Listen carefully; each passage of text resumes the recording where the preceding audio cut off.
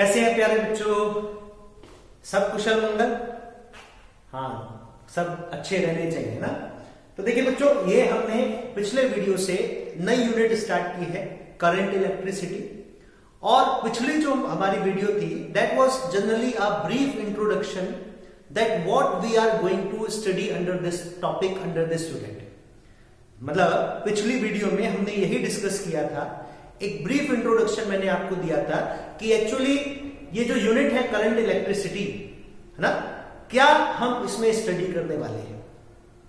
तो एक बार जल्दी से रिकॉल कर लेते हैं और फिर हम टॉपिक को आगे बढ़ेंगे।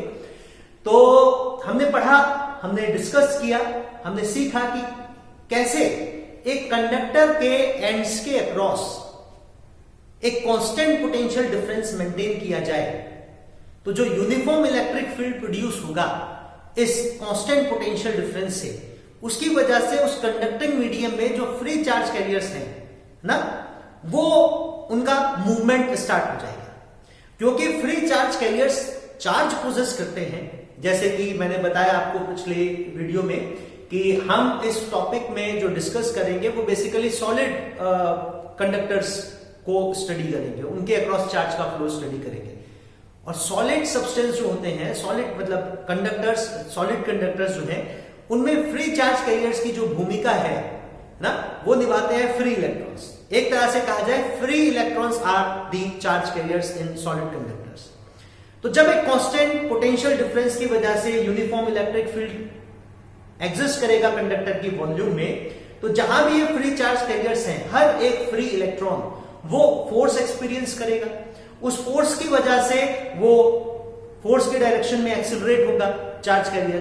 क्योंकि free electrons negative charge possess करते हैं, हर एक electron 1.6 into 10 to the power minus 19 coulomb magnitude का नेगेटिव चार्ज पोजेस करता है। तो हर इलेक्ट्रॉन के साथ में इतना चार्ज जो है वो मूव कर रहा है। तो एक तरह से इस कंडक्टिंग मटेरियल के अक्रॉस जो फ्री चार्ज एग्जिस्ट करता है in form of free charge carriers, वो मूव करना स्टार्ट कर देगा, है ना।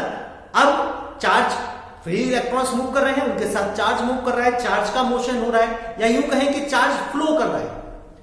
तो बेसिकली हमको यही पढ़ना है कि ये जो चार्ज का फ्लो है एक कंडक्टर के अक्रॉस, जो कि फ्री चार्ज कैरियर्स के मूवमेंट की वजह से होता है, किन किन फैक्टर्स पे डिपेंड करता है।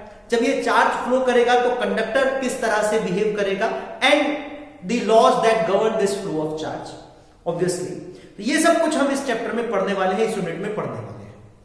ठीक है बच्चों, तो एक ओवरव्यू मैंने आपको बताया पिछली वीडियो का। अब हम अपने टॉपिक को आगे फर्दर कंटिन्यू करते हैं।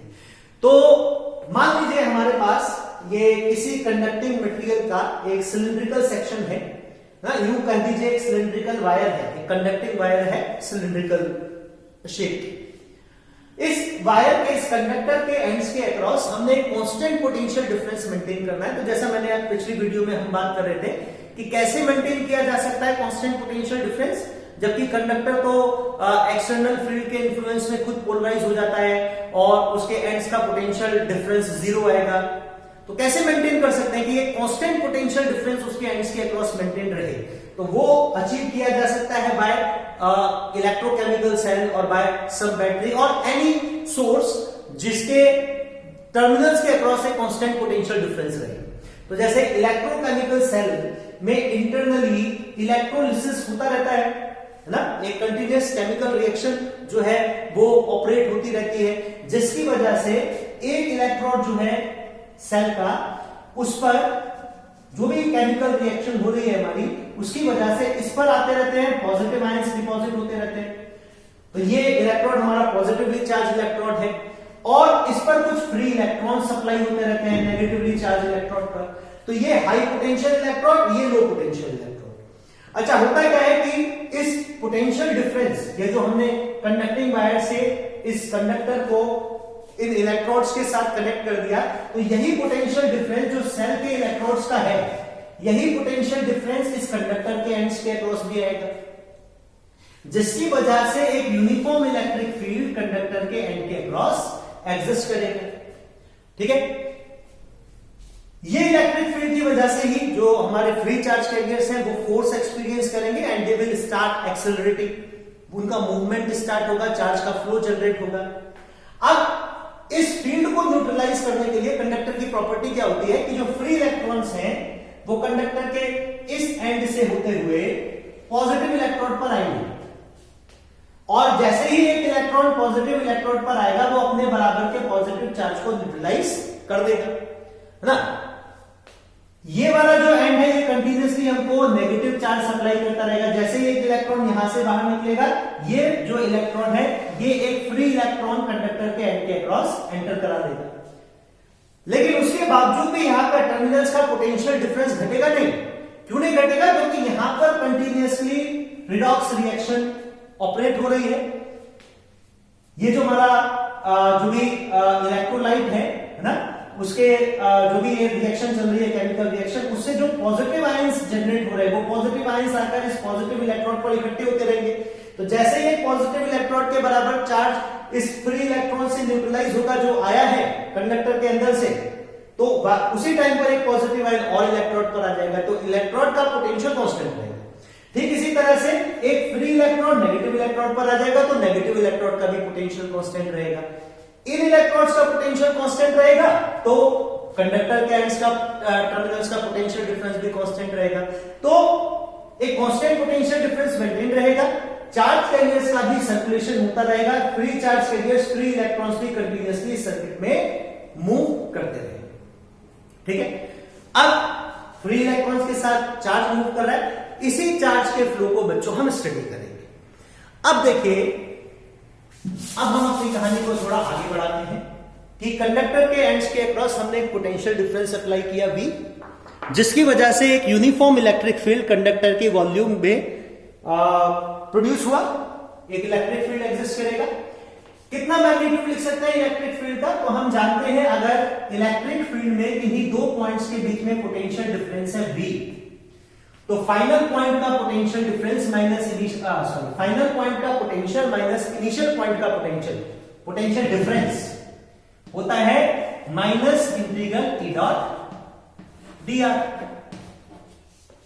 ठीक है, या अगर इलेक्ट्रिक फील्ड हमारा कांस्टेंट हो तो हम इसी को माइनस E इंटू डी भी लिख सकते हैं, जहां पर D क्या है? D क्या है? इलेक्ट्रिक फील्ड की डायरेक्शन में, मतलब दोनों जो हमारे एंड्स हैं, जो दो पॉइंट्स हैं, उनके बीच का परपेंडिकुलर डिस्टेंस, वो परपेंडिकुलर डिस्टेंस इलेक्ट्रिक फील्ड के अलोंग ही जो डिस्टेंस होगा वो आएगा। तो ये लिख सकते हैं, या हम ये लिख सकते हैं electric field will be equal to potential difference V by D, magnitude of electric field. और डायरेक्शन नेगेटिव साइन आप समझते हैं, वो डायरेक्शन रिप्रेजेंट करता है कि इलेक्ट्रिक फील्ड की डायरेक्शन में चलने पर पोटेंशियल जो है वो डिक्रीज होगा। तो यहां पे लिख सकते हैं कि ये जो इलेक्ट्रिक फील्ड कंडक्टर के एंड्स के अक्रॉस एग्जिस्ट कर रहा है, इस इलेक्ट्रिक फील्ड का मैग्नीट्यूड कितना आएगा बच्चों? V बाय L, क्योंकि यहां पर इन हाई पोटेंशियल और लो पोटेंशियल एंड के बीच का डिस्टेंस उतना ही है जितना कंडक्टर की लेंथ है। तो अगर कंडक्टर की लेंथ L है, V पोटेंशियल डिफरेंस हमने अप्लाई किया है, तो जो इलेक्ट्रिक फील्ड कंडक्टर के वॉल्यूम में एग्जिस्ट करेगा बच्चों, वो कितना आएगा? E is equal to V by L। अब ये इलेक्ट्रिक फील्ड कंडक्टर के जो फ्री चार्ज कैरियर्स है उन पर फोर्स एक्सर्ट करेगा और उनका मूवमेंट स्टार्ट होगा। अब हम यहां पर ये रिप्रेजेंट करना चाहते हैं, ये शो करना चाहते हैं कि जो चार्ज है इस कंडक्टर के अक्रॉस वो कितना तेजी से फ्लो कर रहा है, फिर चार्ज कितना डेंस है ना, चार्ज जो है उसकी डेंसिटी कितनी है, क्योंकि जितना ज्यादा डेंस होगा जो फ्री चार्ज कैरियर्स हैं वो जितने ज्यादा डेंस होंगे, जितनी ज्यादा डेंसिटी होगी उतने ज्यादा मैग्नीट्यूड में चार्ज का फ्लो होगा, है ना। तो we want to represent this that how much charge, कितना ज्यादा से ज्यादा चार्ज और कितना तेजी से फ्लो कर रहा है कंडक्टर के अक्रॉस, ये हम रिप्रेजेंट करना चाहते हैं। कैसे शो कर सकते हैं इसको? तो इसके लिए हम एक यहां पर फिजिकल क्वांटिटी डिफाइन करेंगे बच्चों, ये छोटी क्लासेस में आपने पढ़ी भी होगी, वो है इलेक्ट्रिक करंट। ठीक है बच्चों, अब इलेक्ट्रिक करंट होता क्या है, कैसे इलेक्ट्रिक करंट हमारा इसको सिग्निफाई करेगा, जो मैंने आपको बताया कि कितना चार्ज और कितना तेजी से फ्लो कर रहा है कंडक्टर के अक्रॉस, इलेक्ट्रिक करंट इसको कैसे बताएगा? तो देखिए इलेक्ट्रिक करंट, अच्छा एक सबसे पहले तो जो हम कॉमन एवरीडे लाइफ में टर्म यूज करते हैं ना करंट, और जो एक्चुअल सिग्निफिकेंस है इस करंट का, जो एक्चुअल मीनिंग है इस करंट की, है ना, वो बिल्कुल डिफरेंट है। एक्चुअल तो मैंने आपको बताया, ये क्या बताएगा इलेक्ट्रिक करंट हमको, कि कंडक्टर के एंड्स के अक्रॉस अगर पोटेंशियल डिफरेंस अप्लाई किया जाए तो जो फ्री चार्ज कैरियर्स है या जो मोबाइल चार्ज प्रेजेंट है कंडक्टर के वॉल्यूम में, वो under the influence of applied electric field कितना तेजी से फ्लो कर रहा है और कितने लार्ज मैग्नीट्यूड में फ्लो कर रहा है, इसको बताता है करंट ना। जनरली क्या होता है, अगर हम कहीं पर भी कोई कंडक्टिंग वायर जिसके ऊपर कोई प्रोटेक्टिव लेयर ना हो उसको छू ले, जैसे इलेक्ट्रिकल स्विच में हाथ लग जाए कभी बाई चांस हमारा धोखे से, तो सडनली एक झटका सा हमको लगता है, उसको बोलते हैं इलेक्ट्रिक शॉक। लेकिन नॉर्मली कॉमन लैंग्वेज में हम ये भी कहते हैं करंट लग गया, तो एक्चुअली करंट लगता नहीं है ना, मतलब करंट उसको इलेक्ट्रिक शॉक कहा जाता है। उसका हम लोग पहले भी डिस्कस कर चुके हैं इलेक्ट्रोस्टैटिक शील्डिंग में, है ना, वो भी हमने डिस्कस किया था कि एक्चुअली होता क्या है जब हम under the influence of electric field आते हैं, है ना, तो हमारे ब्लड में जो आयंस हैं वो उस इलेक्ट्रिक फील्ड की वजह से उनका जो मूवमेंट है वो हिंडर होता है, इसी को हम इसी स्टेट को इलेक्ट्रिक शॉक कहते हैं। तो करंट बच्चों यहां पर सिर्फ चार्ज के फ्लो को ना, चार्ज का फ्लो कितना है उसको रिप्रेजेंट करता है। जैसे छोटी क्लासेस में आपने सुना होगा कि मान लीजिए किसी वाटर बॉडी में अगर वाटर फ्लो कर रहा है ना, तो फ्लो को रिप्रेजेंट करने कितनी तेजी से, कितनी स्पीड से, कितनी वेलोसिटी से जो वाटर है वो फ्लो कर रहा है, या कितना लार्ज मैग्नीट्यूड जो है, मतलब वॉल्यूम ऑफ वाटर कितनी फ्लो कर रही है, उसको रिप्रेजेंट करने के लिए हम टर्म डिफाइन करते हैं स्ट्रीम करंट।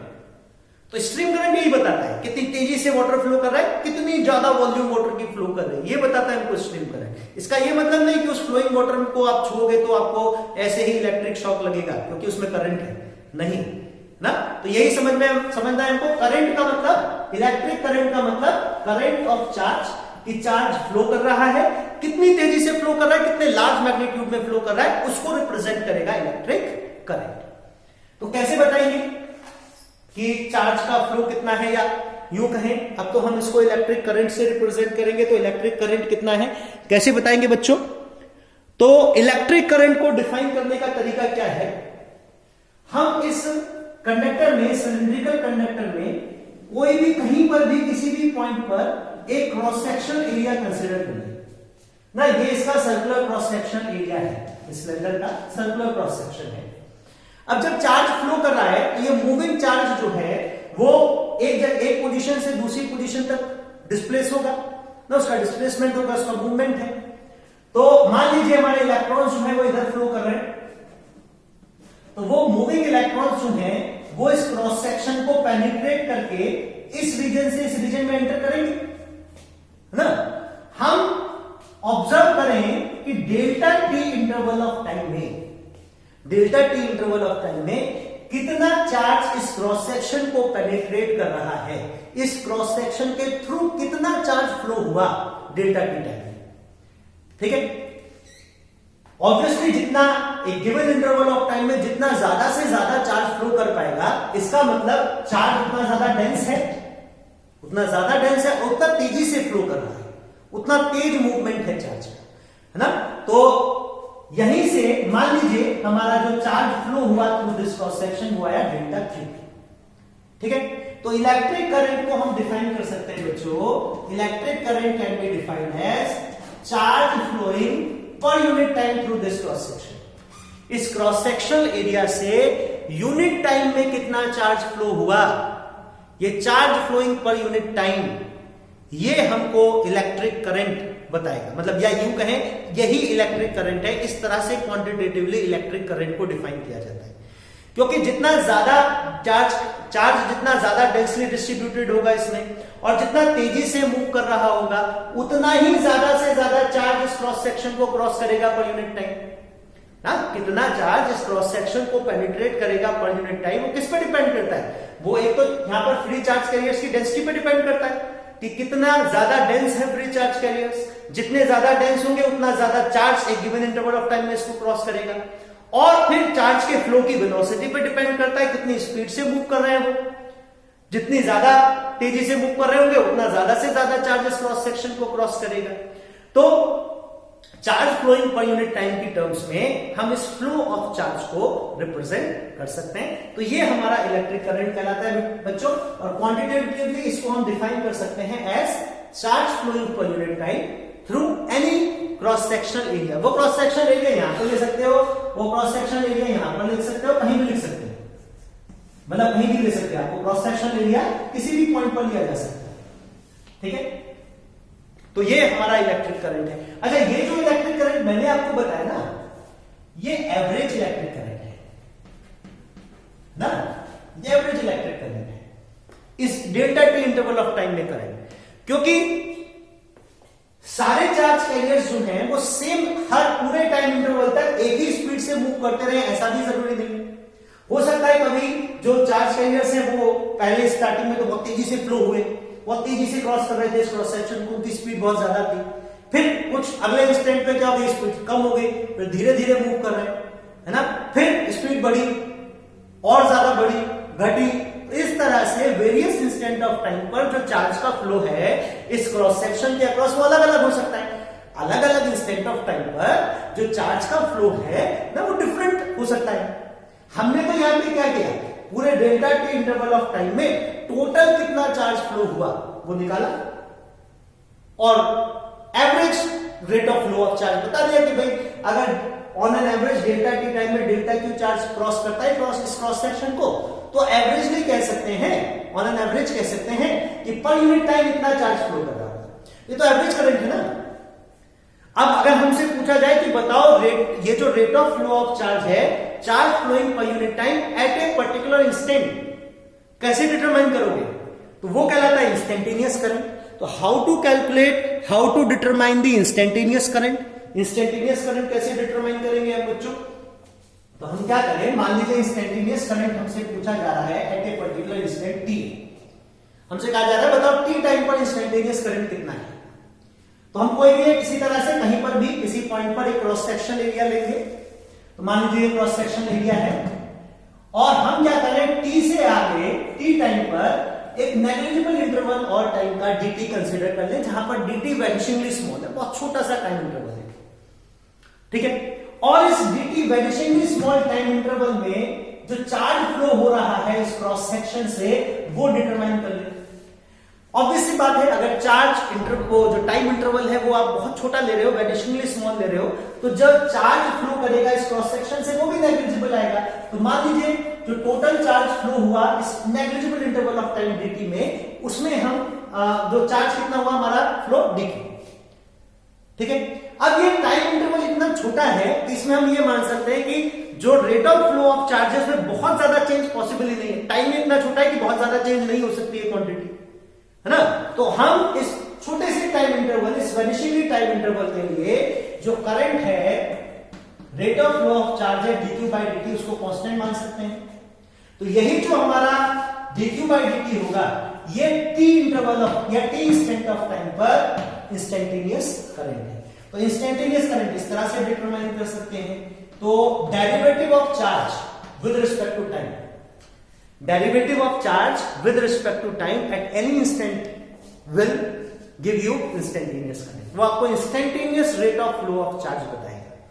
तो यह एक बात आई समझ में कि कैसे हम average rate of flow of charge निकाल सकते हैं, एवरेज करंट निकाल सकते हैं, कैसे हम instantaneous rate of flow of charge बता सकते हैं किसी कंडक्टर के अक्रॉस, मतलब इंस्टेंटेनियस इलेक्ट्रिक करंट बता सकते हैं, ठीक है बच्चों। तो ये तो बात हो गई हमारी एवरेज करंट और इंस्टेंटेनियस करंट की। अब देखिए करंट जो है वो एक स्केलर क्वांटिटी है, लेकिन फिर भी करंट के साथ एक डायरेक्शन एसोसिएट की जाती है। करंट जो है वो एक स्केलर क्वांटिटी है, लेकिन फिर भी करंट के साथ जो है वो एक डायरेक्शन एसोसिएट की जाती है। अब आप कहोगे सर ये क्या हुआ, आपने तो बताया था कि वो क्वांटिटीज जिनकी एक डेफिनेट डायरेक्शन हो, है ना, जो डायरेक्शन डिपेंडेंट होती है वो तो वेक्टर होती है। आप कह रहे हो कि करंट स्केलर है और फिर साथ साथ ये भी कह रहे हो कि करंट की एक पर्टिकुलर डायरेक्शन होती है, ये कैसे पॉसिबल है। तो देखिए करंट की डायरेक्शन हमको बतानी पड़ेगी कि चार्ज जो है हमारा किस डायरेक्शन में फ्लो कर रहा है, ऑब्वियसली बात है, चार्ज कंडक्टर की लेंथ के अक्रॉस फ्लो करेगा, तो या तो चार्ज के फ्लो की डायरेक्शन इस एंड से इस एंड तक हो सकती है या इस एंड से इस एंड तक हो सकती है। तो हमको डायरेक्शन ऑफ फ्लो बतानी पड़ेगी, लेकिन फिर भी स्केलर क्वांटिटी है करंट। क्यों? क्योंकि बेटा वेक्टर के लिए ये जरूरी है, वेक्टर क्वांटिटी तभी कहलाएगी जब वो वेक्टर अलजेब्रा फॉलो करेगी। अगर किसी क्वांटिटी को ऐड सब्ट्रैक्ट करने के लिए आप पैरेललोग्राम या ट्रायंगल लॉ यूज कर रहे हो, है ना, तभी वो क्वांटिटी वेक्टर है। बहुत सारी क्वांटिटीज ऐसी हैं जिनको कंप्लीटली डिफाइन करने के लिए हमको डायरेक्शन भी बतानी पड़ती है, लेकिन फिर भी वो स्केलर होती है, because they doesn't follow vector algebra. उनको आप कॉमन अलजेब्रिक रूल से ऐड कर सकते हो, इसलिए वो स्केलर है। तो ऐसा ही करंट का है। एग्जांपल के लिए कि मान लीजिए अगर हमारे पास ये एक पॉइंट है जहां पर 3 अलग अलग वायर्स मीट करती हैं, इन 2 वायर से जो करंट है वो इस पॉइंट की तरफ फ्लो कर रहा है। मान लीजिए यहां पर 2 एम्पियर करंट और इस वायर से आ रहा है 1 एम्पियर करंट, और ये करंट हमारा आउटवर्ड फ्लो कर रहा है इस पॉइंट से। तो हम ऐड करके बता सकते हैं, यहां पर 2 एम्पियर करंट आया, यहां पे 1 एम्पियर करंट आया, तो यहां पर 3 एम्पियर करंट फ्लो करेगा।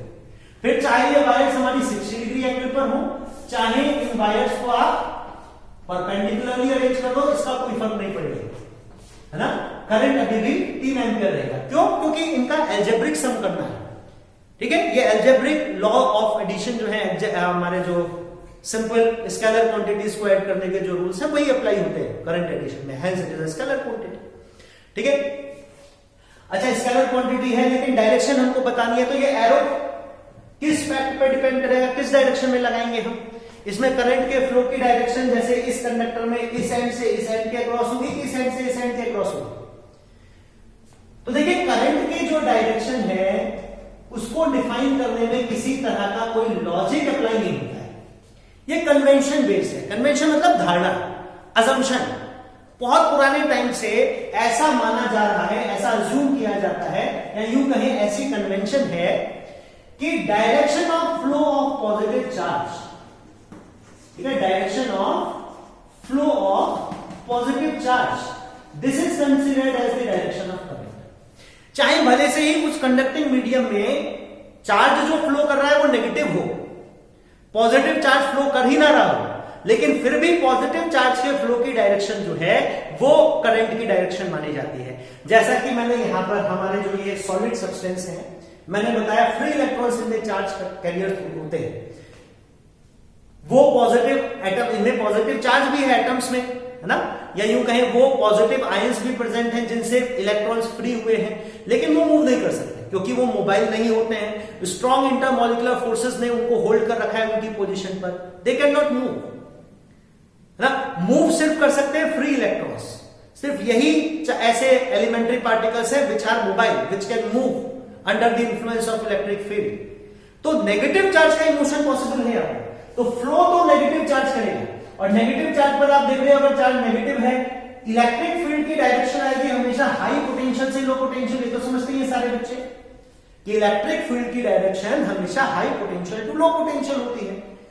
इलेक्ट्रिक फील्ड की डायरेक्शन में चलने पर पोटेंशियल घटता है ना, तो हाई पोटेंशियल से लो पोटेंशियल इलेक्ट्रिक फील्ड की डायरेक्शन हुई। तो नेगेटिव चार्ज मूव करेगा इलेक्ट्रिक फील्ड के अपोजिट, क्योंकि उस पर जो फोर्स लगेगी नेगेटिव चार्ज पर वो तो इलेक्ट्रिक फील्ड के अपोजिट डायरेक्शन में लगेगी। पॉजिटिव चार्ज पर फील्ड के सेम डायरेक्शन में, फील्ड के पैरेलल, और नेगेटिव चार्ज में फील्ड के एंटी पैरेलल, फील्ड के अपोजिट डायरेक्शन में फोर्स एक्सर्ट होती है। तो इलेक्ट्रॉन्स तो मूव करेंगे इलेक्ट्रिक फील्ड के अपोजिट, मतलब लो पोटेंशियल से high potential. Positive charge carriers इसमें मोबाइल है नहीं जो मूव ही नहीं कर सकते, तो पॉजिटिव चार्ज का कोई फ्लो नहीं होगा, लेकिन फिर भी करंट की डायरेक्शन ली जाएगी high potential to low potential, मतलब इलेक्ट्रॉन के फ्लो के अपोजिट। ये कन्वेंशन है भाई। आप यूं मान सकते हो ना कि आप जैसा कह रहे हो कि नेगेटिव चार्ज इधर से इधर मूव कर रहा है ना, एक्चुअल फ्लो तो नेगेटिव चार्ज का हो रहा है इधर से इधर, लेकिन अपेरेंटली देखा जाए तो हम यूं भी कह सकते हैं कि जितना नेगेटिव चार्ज इधर से इधर गया, मान लो जैसे यहां से अगर n नंबर ऑफ इलेक्ट्रॉन यहां से इधर है, तो इधर चार्ज कितना बढ़ जाएगा, Ne, नेगेटिव चार्ज इधर बढ़ जाएगा, इधर चार्ज कैसा आ जाएगा, +n। तो अपेरेंटली हम ये भी तो समझ सकते हैं या यूं भी तो मान सकते हैं, इस पर्सपेक्टिव में भी तो देख सकते हैं कि यहां से इधर पॉजिटिव चार्ज फ्लो कर रहा है, तो एक्चुअल फ्लो तो नेगेटिव चार्ज का हो रहा है ना, लेकिन अपेरेंटली उसको हम उसके पॉजिटिव चार्ज का भी फ्लो कंसिडर कर सकते हैं उसको।